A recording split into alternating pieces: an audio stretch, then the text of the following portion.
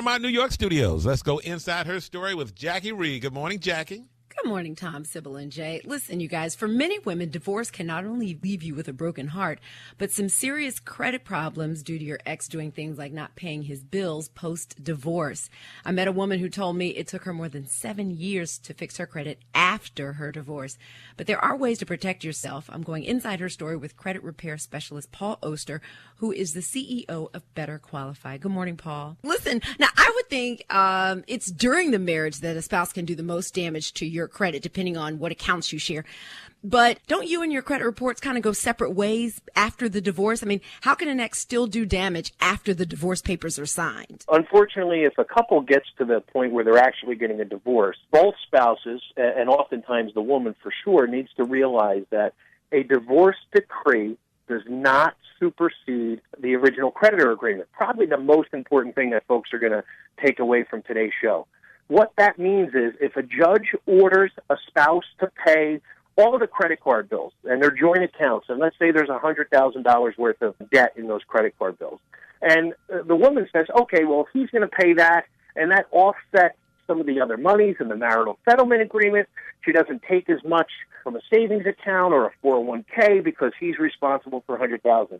If he does not pay, she is ultimately responsible in the eyes of the creditor. And it's an amazing thing. They don't care what the judge says.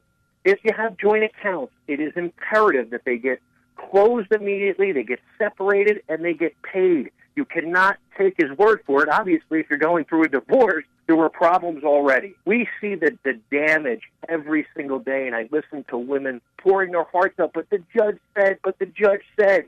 And it's an amazing thing to me that more people do not realize that. Now, is it mostly women that you hear from in these types of situations? Because a lot of women still let their husbands handle the finances and really don't get involved in that. Do you still see that happening?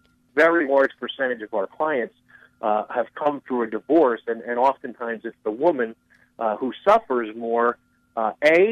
Maybe she only has the joint accounts with her husband, and her husband may have other individual accounts. And once the divorce goes through and those accounts get closed or they go into default, now it's a tremendous undertaking to try and reestablish the credit, settle the debt, and move forward in her individual credit life. This may sound crazy, but what happens to the credit if the couple decides to get back together?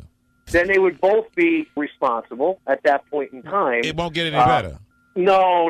It doesn't. It doesn't have any effect. The marital status has no effect on credit, other than the fact that you may have joint accounts, together. So I speak all the time in front of groups, and I just tell them, congratulations, you're moving forward. You're going to get married, but you don't have to be married with credit. You can get the same credit cards, just get individual accounts, and you can pay those accounts out of a joint bank account.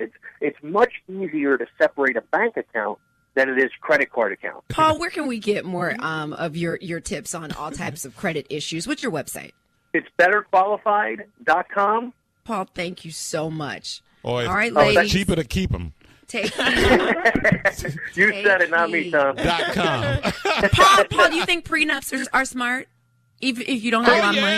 Oh, yeah, I can answer that one. No, but do you have to be rich and famous to have a prenup? No, and prenups are smart, but again, they don't supersede original agreement, and it's almost a separate issue to deal with.